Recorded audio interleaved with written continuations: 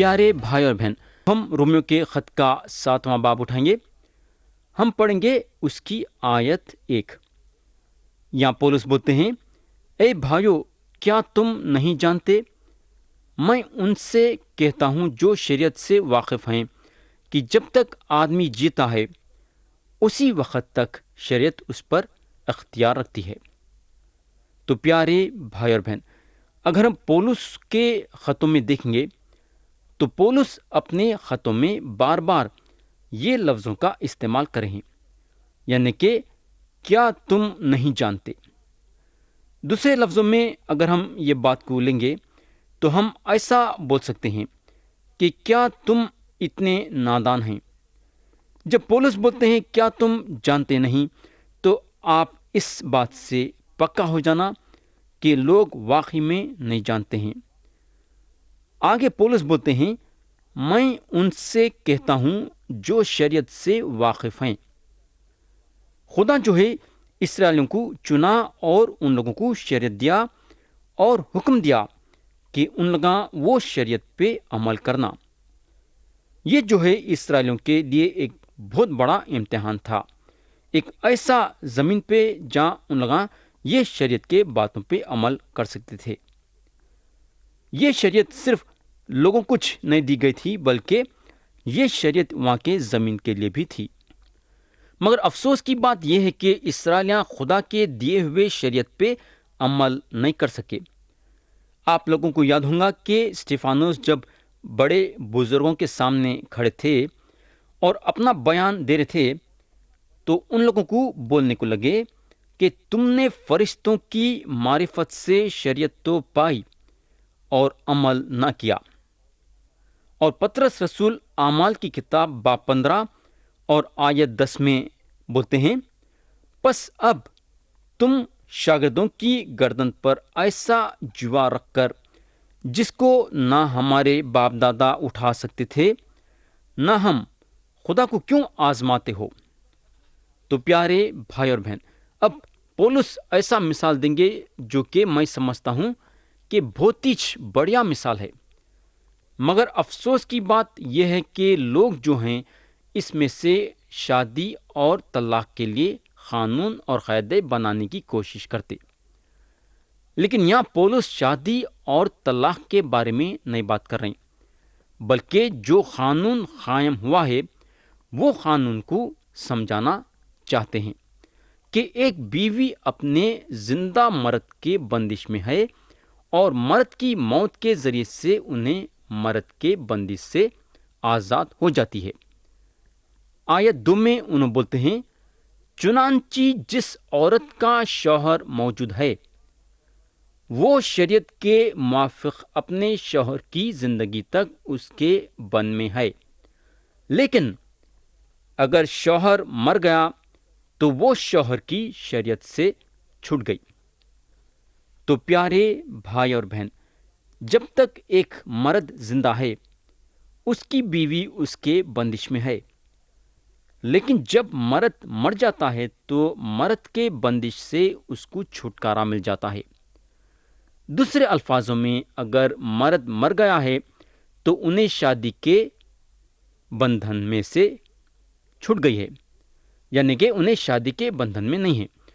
تو پیارے بھائی اور بہن، ہمارا رشتہ جو شریعت کے ساتھ ہے، اس رشتے کو سمجھانے کے لیے پولس شادی کا مثال لیتے ہیں۔ جب میاں یا بیوی مر جاتی ہے تو شادی کے قانون اور قاعدے ان پہ لاگو نہیں ہوتے ہیں۔ ویسا کیونکہ ہم مسیح کے ساتھ مر گئے تو شریعت ہم کو قصوروار نہیں ٹھہرا سکتی۔ جب مسیح مردوں میں سے جی اٹھے تو ان کے ساتھ ہم بھی جی اٹھے ہیں، تو ایک نئے لوگ ہونے کے ناطے ہم اب مسیح کے ہو گئے ہیں۔ یسوع مسیح کی روح ہماری مدد کرتی ہے خدا کے لیے ایک اچھا پھل لانے کے لیے۔ اب ہم خدمت کرتے ہیں یہ ارادے سے کہ ہم کو چند قسم کے قانون اور قاعدوں کے ساتھ چلنا نہیں ہے، بلکہ ہمارے بدلے ہوئے دل اور دماغ کے ساتھ خدمت کرنا ہے جو خدا کے محبت سے بھرا ہوا ہے۔ آیت 3 پڑھیں گے۔ یہاں پولس بولتے ہیں، پس اگر شوہر کے جیتے جی دوسرے مرد کی ہو جائے تو زانیہ کہلائے گی، لیکن اگر شوہر مر جائے تو وہ اس شریعت سے آزاد ہے، یہاں تک کہ اگر دوسرے مرد کی ہو بھی جائے تو زانیہ نہ ٹھہرے گی۔ تھوڑے لوگ یہ بات سے زور دیتے ہیں کہ یہ آیت کے مطابق طلاق اور پھر سے شادی کرنا کسی حالت میں بھی اجازت نہیں دی جا سکتی ہے۔ پیارے بھائی اور بہن، یہاں ہم کو پچھلے باتوں کو سمجھانا بہت ہی ضروری ہے۔ تھوڑی دیر کے لیے اگر آدمی یا عورت موسیٰ کے شریعت کے نیچے ہوتے ہوئے اگر اپنے شادی کے رشتے میں بے وفائی رہتا ہے، یعنی بے وفا رہتا ہے، تو ان کا کیا ہوگا؟ تھوڑی دیر کے لیے اگر ایک عورت کی شادی وہ آدمی سے ہو گئی ہے جو چلبلا ہے، اور وہ آدمی یہ عورت کے ساتھ بے وفائی کرتا ہے، تو کیا ہوگا؟ کیا ہوگا بولے تو اس کو پتھروں سے مار کے ختم کر دیتے ہیں۔ تو جب یہ آدمی پتھروں کے ڈھیر میں مرا پڑا ہوا ہے تو کیا یہ عورت کو دوسرے سے شادی کرنے کی اجازت ہے کیا؟ میرے بھائی، بالکل ہے۔ یہ عورت جو ہے اب شادی کر سکتی ہے، لیکن ہمارے زمانے میں ہم موسیٰ کی شریعت کا استعمال نہیں کر سکتے۔ ہم اس کو پتھروں سے مار کے ختم نہیں کر دے سکتے جو بے وفا ہے۔ یا جو ہے پولس ہم کو طلاق یا پھر سے شادی کرنے کے بارے میں نہیں سمجھا رہے، بلکہ یہ چیز ہم کو دوسری جگہ سمجھائی جائیں گی۔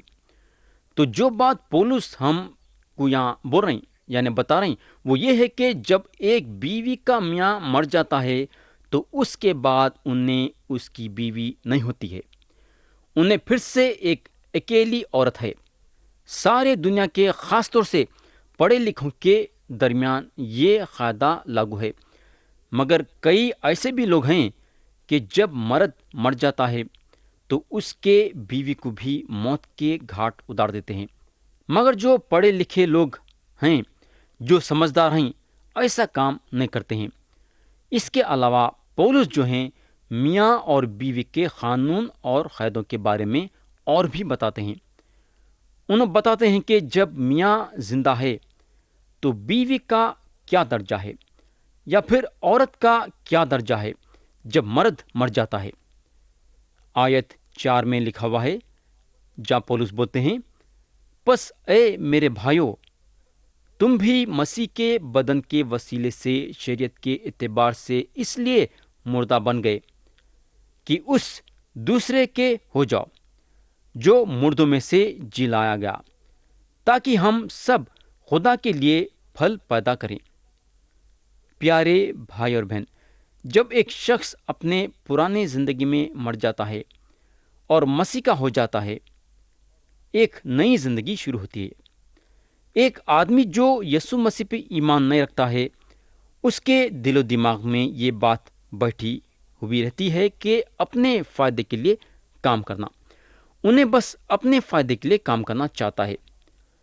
یسوع مسیح پہ ایمان نہیں رکھنے والا آدمی اپنے فائدے کاچ سوچتا ہے، مگر دوسرے ہاتھ پہ یعنی کہ جو لوگ یسوع مسیح پہ ایمان رکھتے ہیں، خدا ان کے زندگی کے بیچ میں ہے۔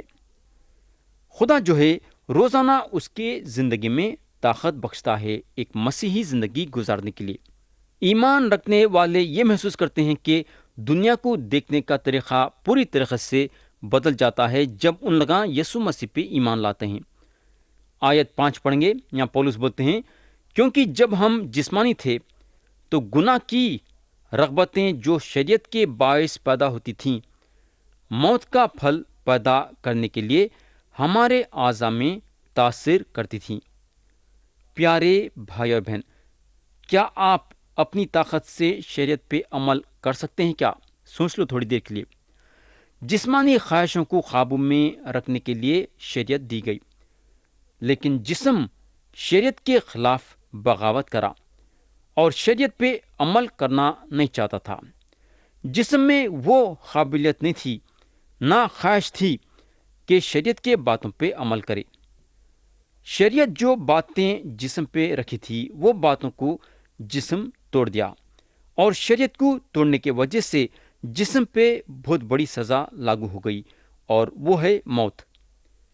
आयत 6 में लिखा हुआ है, लेकिन जिस चीज़ की क़ैद में थे उसके एतबार से मरकर अब हम शरीयत से ऐसे छूट गए कि रूह के नए तौर पर ना कि लफ्ज़ों के पुराने तौर पर खिदमत करते हैं।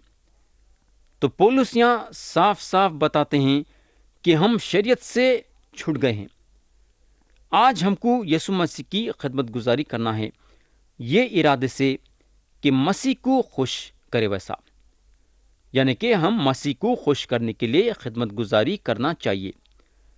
ईमान रखने वाला आज़ाद किया गया है और अब मोहब्बत में उन्हें अपने आप को पूरी तरह से अपने मूंजे के हवाले करता है। जो कि शरीयत के नीचे रहता तो अपने आप को पूरी तरह से शरीयत के हवाले नहीं कर सकता था।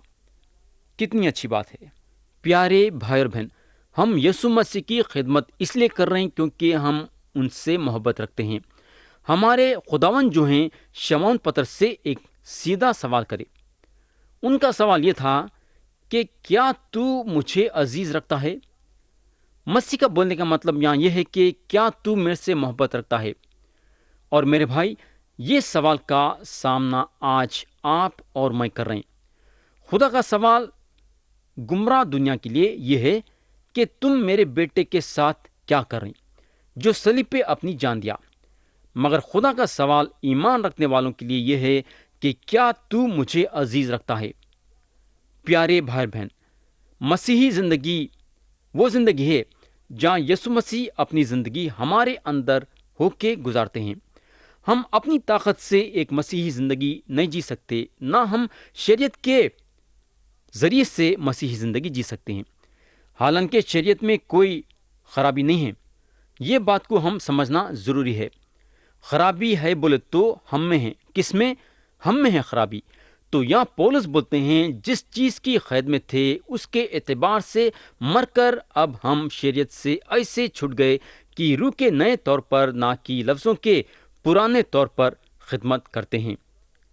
थोड़े लोग अपने ताकत से खुदा के पास पहुंचना चाहते हैं, ये बड़ी आम बात है, और उसके लिए चंद कानून और कायदों पे चलते हैं, शरीयत पे अमल करने की कोशिश करते हैं और कलीसिया में बिला नागा जमा होते हैं या फिर अच्छे कामा करने की कोशिश करते हैं। मगर जो भी उनका करते हैं उनके मायूसी या हिम्मत और हौसला तोड़ने के लिए साबित होता है। लेकिन मेरे भाई, क्योंकि यीशु मसीह सलीब पे कुर्बान हो गए तो खुदा के पास पहुंचने के लिए रास्ता खुल चुका है और हम यीशु मसीह पे ईमान लाने के जरिए से हम खुदा के फर्जंद बन जाते हैं। जब हम कानून और कायदे रखने के जरिए से खुदा के पास पहुंचने का ख्याल छोड़ देते हैं और यीशु मसीह पे भरोसा रखना शुरू कर देते हैं तो हम दिन ब दिन हमारे ज़िंदगी में मसीह की तबीयत अख्तियार कर लेते हैं। मेरे भाई, मेरी दुआ आप लोगों के लिए ये है कि खुदा की रूह आपके ज़िंदगी में काम करे और आपके ख्यालों को मसीह में मशगूल करे, ताकि मसीह आपको उनकी खिदमत गुजारी मोहब्बत के साथ करने के लिए आज़ाद करे। प्यारे भाई बहन, यहाँ पौलुस साफ साफ बोलते हैं कि जिस चीज़ की क़ैद में थे उसके एतबार से मरकर अब हम शरीयत से ऐसे छूट गए कि रूह के नए तौर पर ना कि लफ्ज़ों के पुराने तौर पर खिदमत करते हैं। मेरे दोस्त, मसीहत के कानून और कायदे और रस्म या रीते रखने से हम नजात नहीं पा सकते। ये चीज़ें हमको नजात देने वाली नहीं हैं। अगर हम अपनी चाल चलन अच्छी भी रख लेते थे तो भी हम खुसरवारिच रहते थे, क्योंकि हमारा दिल और हमारा दिमाग हमेशा खुदा के खिलाफ जाने पे तुला हुआ रहता था। पौलुस के वैसा हमको इबादत खानों में या कलीसिया में आराम नहीं मिल सकता था जब तक कि हम हमारे नजात के लिए मसीह को नहीं देखेंगे।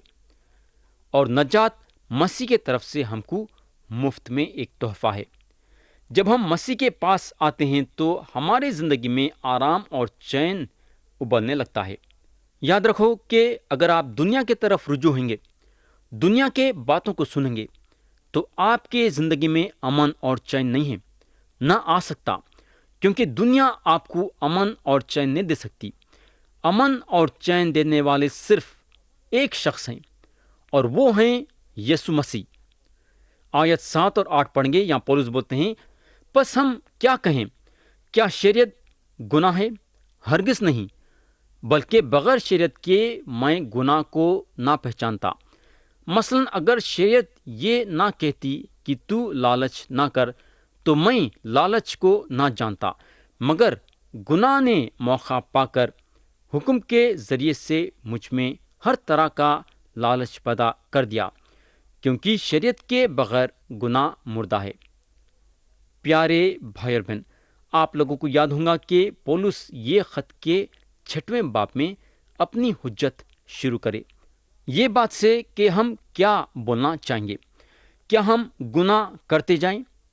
اور یا پھر سے انہوں بولتے ہیں ہم کیا کہیں؟ کیا شریعت گناہ ہے؟ یہ باب کے پہلے حصے میں ایسا لگتا ہے کہ پولس یہ بولنا چاہ رہے ہیں کہ شریعت اور گناہ ایک ساتھ چل رہے ہیں. اگر گناہ سے چھٹکارا ملتا ہے تو شریعت سے بھی چھٹکارا ملتا ہے. تو میرے بھائی یہ ایک ساتھ نہیں ہو سکتے کیا؟ مگر پولس یہ بات کو صاف سمجھاتے ہیں. انہوں بولتے ہیں وہ خیال کو ختم کر دیو. پولس اب یہ بتائیں گے کہ شریعت ایک اچھی چیز ہے. شریعت جو ہے خدا کے مرضی کو ظاہر کرتی ہے.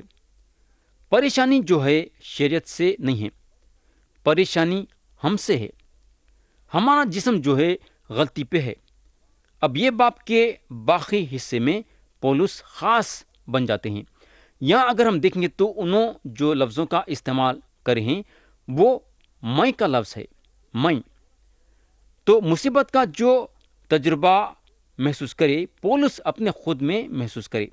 انہوں اپنی نئے طبیعت میں خدا کے لیے جینے کی کوشش کرے، مگر ان کو پتا چلا کہ یہ ناممکن کی بات ہے. شریعت پولس پہ یہ ظاہر کری کہ گناہ کی بدی کتنی گہری ہے. شریعت جو ہے پولس کے دل کا ایکس رے تھا. خدا کے کلام کو آئینہ بلایا جاتا ہے. آپ کو معلوم ہونا چاہیے آئینہ ہم کو یہ ظاہر کرتا ہے کہ ہم کیا ہیں یا ہماری کیا حالت ہے. اگر آپ کے چہرے پہ دھبا ہے تو آئینہ بتاتا ہے کہ آپ کے چہرے پہ دھبا ہے، مگر آئینہ آپ کے چہرے پہ جو دھبا ہے وہ دھبے کو نہیں نکال سکتا. مگر خدا کے پاس ایک جگہ ہے جہاں انہیں یہ دھبے کو نکال سکتا ہے. ایک چشمہ ہے جو خون سے بھرا ہوا ہے، اور یہ خون یسوع مسیح کے رگوں میں سے لیا گیا ہے. اور گنہگاراں وہ خون کے چشمے کے نیچے آتے ہیں اور ان کے خسروں کے سارے دھبے مٹ جاتے ہیں، ان کے خسروں کے سارے دھبے نکل جاتے ہیں. تو پیارے بھائی اور بہن، شریعت گناہ کے بدی کو گہرائی سے ظاہر کرتی ہے. شریعت کا کوئی قصور نہیں ہے. قصور ہے بولے تو ہم جیسے گنہگاروں کا قصور ہے. شریعت ہمارے کمزوریوں کو صاف صاف ظاہر کرتی ہے. شریعت ہم کو صاف صاف بتاتی ہے کہ ہم بہت بڑے گنہگار ہیں. پیارے بھائی اور بہن، سالوں پہلے دنیا کے ایک حصے میں ایک ٹیسٹ یعنی کہ امتحان لیا گیا، جہاں لوگوں کی چہل پہل اور لوگوں کا آنا جانا ہوتا ہے. وہاں ایک آئینہ رکھا گیا اور یہ دیکھنا چاہتے تھے کہ یہ آئینے میں مرد لوگ اپنے آپ کو زیادہ دیکھتے ہیں یا پھر عورتیں. میرا تو خیال یہ ہے کہ یہ حرکت جو ان لوگاں کرے وہ کرنے کی ضرورت نہیں تھی، کیونکہ ایسا دیکھا گیا تو عورتیں اپنے آپ کو آئینے میں زیادہ دیکھتے ہیں. صحیح ہے نا؟ سوچ لو تھوڑی دیر کے لیے، مرد لوگ آئینے میں زیادہ دیکھتے ہیں یا عورتیں آئینے میں زیادہ دیکھتے ہیں؟ مگر یہ خیال غلط نکلا. جب یہ آئینہ وہاں رکھا گیا تو میرے بھائی قصہ الٹا نکلا. مرد اور عورت دونوں اپنے آپ کو آئینے میں زیادہ دیکھے. میرے بھائی، ہم سب اپنے آپ کو زیادہ دیکھنا چاہتے ہیں. ہم سب آئینے میں اپنے آپ کو بہت زیادہ دیکھنا چاہتے ہیں کہ ہم کیسے دکھ رہے ہیں، کیسے ہماری صورت ہے، کیسا ہمارا بدن ہے، ہمارے چہرے پہ دھبا ہے یا نہیں. یعنی کہ بولنے کا مطلب یہ ہے کہ آئینے میں تو دیکھنا چاہتے ہیں مگر اپنے آپ کو خدا کے کلام میں دیکھنا نہیں چاہتے، کیونکہ خدا کا کلام ہم پہ صاف صاف یہ ظاہر کرتا ہے کہ ہم بہت بڑے گنہگار ہیں۔ میرے بھائی، یاد رکھو کہ آپ کے اچھے کام، آپ کے اچھے اعمال، آپ کی اچھی بات چیت کوئی کام آنے والی نہیں ہے۔ خدا آپ کو یہ ساری چیزیں دیکھتے ہوئے بھی آپ کے جو اندر گناہ ہے وہ برابر آپ کے اندر ہے، اور خدا آپ کو قبول نہیں کر سکتا، کیونکہ خدا کا کلام صاف صاف بتاتا ہے کہ انہیں گنہگاروں کو قبول نہیں کر سکتا۔ انہیں قبول کر سکتا بولے تو وہ لوگوں کو جس کے گناہ معاف ہوئے ہیں۔ تو میرے بھائی، یہ راستہ ہے جہاں آپ کے گناہ معاف ہو سکتے ہیں، اور وہ راستہ ہے یسوع مسیح، جس پر ایمان لانے کے ذریعے سے آپ کے گناہ معاف ہوتے ہیں اور آپ کو ہمیشہ کی زندگی ملتی ہے۔ تو پیارے بھائی اور بہن، اب میرے کو تو نہیں معلوم ہے کہ آپ لوگوں میں سے کتنے لوگ یسوع مسیح پہ ایمان لائے ہیں اور کتنے لوگ نہیں لائے ہیں، لیکن میں یہ بولنا چاہوں گا کہ اگر آپ یسوع مسیح پہ ایمان نہیں لائے ہیں تو آج آپ کے لیے ایک سنہرا موقع ہے یسوع مسیح پہ ایمان لا کے گناہوں کی معافی حاصل کر کے ہمیشہ کی زندگی حاصل کرنے کے لیے۔ تو پیارے بھائی اور بہن، کیا آپ یہ موقع کا فائدہ اٹھانا چاہیں؟ کیا مرضی آپ کی ہے اور فیصلہ آپ کا ہے۔ خدا ہم سب کو آج کے کلام کے ذریعے سے برکت دے، یسوع مسیح کے پیارے اور بلند نام میں آمین۔